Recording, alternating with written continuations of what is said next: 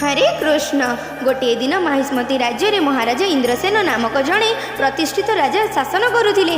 से अशेष धन संपत्तिर मालिक थिले।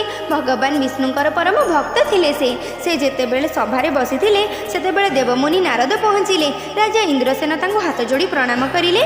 नारद मुनि राजा को कहिले, हे राजन, कौन आपण सुस्थ अछंती? कौन आपण मन धर्म पालन अच्छी? कौन आपण निरंतर भगवान विष्णु को भक्ति करुछंती? राजा विनम्र सहकारी उत्तर देले, महर्षि आपणक आशीर्वाद मो राज्य सुखरे अच्छी और सबु यज्ञ विधि विधान सहकारे संपूर्ण होउछि। दयाकरी कहिबे कि आपण आगमन करिवार कारण कौन? नारद कहिले, मु ब्रह्मलोकरु जमलोक जाइथिली। सेठारे जाई मु धर्मराज जमराजंकु स्मरण करिली और सेठारे मु तुम पितांकु देखिबाकु पाइली।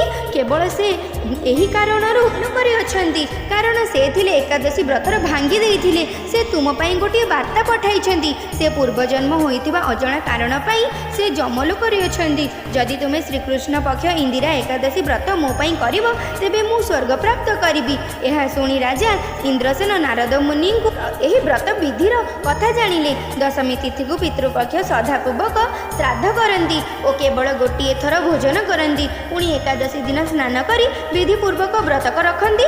योग्य ब्राह्मण मानक फल भोजन करती, दक्षिण दियंती एवं महाराजा इंद्रसेन निज परिवार सह श्रद्धा भाव एही व्रत पालन कले। तांको पितांको स्वर्गलोक प्राप्त हैला। एही व्रतर इंदिरा एकादशी व्रत व्यक्तिर सबु पाप को नष्ट करी पितृपक्ष को मध्य मुक्ति करि दियंती। हरे कृष्ण।